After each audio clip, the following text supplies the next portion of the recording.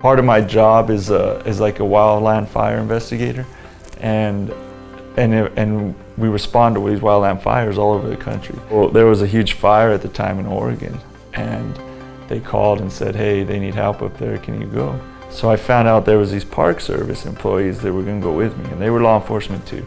So, but I never met them or worked with them really. And we all met up in Phoenix and drove up together to Oregon on this fire. About a week in, they partnered me up with one of the Park Service officers, and they said, why don't you guys patrol together, you know? So he hopped in with me and we started driving this route.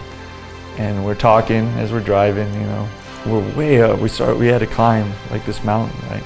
And we get on top, and yeah, there was a few houses over here, but when we were on top, you can see like the whole valley, right? You can see like everything. It was just beautiful, you know. And we were taking pictures. We're like, man, this is nice up here, you know. And we started talking, you know. And he said, you know, like, what are you into? You know, just hobbies, this and that, just chit chat. And my business came up, and like I said, at this time things were changing in the business. It was really heading up from going down, and he asked me like, oh man, what's that like, you know, like owning a business outside of your job? And I said, it's a lot to it, you know, and there's a lot of work. It was really difficult, you know. Just a few months back, I mean, we were going to go under, you know, and now things are looking a lot better, and we're looking good, you know, heading in the right direction. And he asked me the $1 million question, right? He said, well, how did it change? Like, what changed?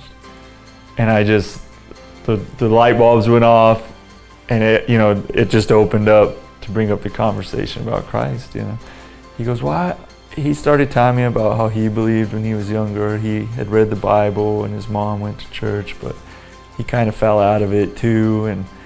And at the time, you know, my mom was still alive, and we were talking about her and how she had cancer for a number of years, and how her faith carried her through and to that point. And we started talking about that, and I was giving him life examples from that, how God worked in my life there and in my mom's life, how God worked in my family's life with our boys, you know, with decisions in our job, my job, how I was giving him life stories of everything, you know. And we were talking for like an hour on top of this mountain, and towards the end he goes, could I ask you just one more thing? I was sure.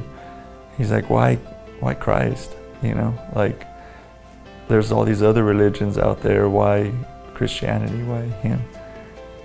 And I said, honestly, because he rose from the dead.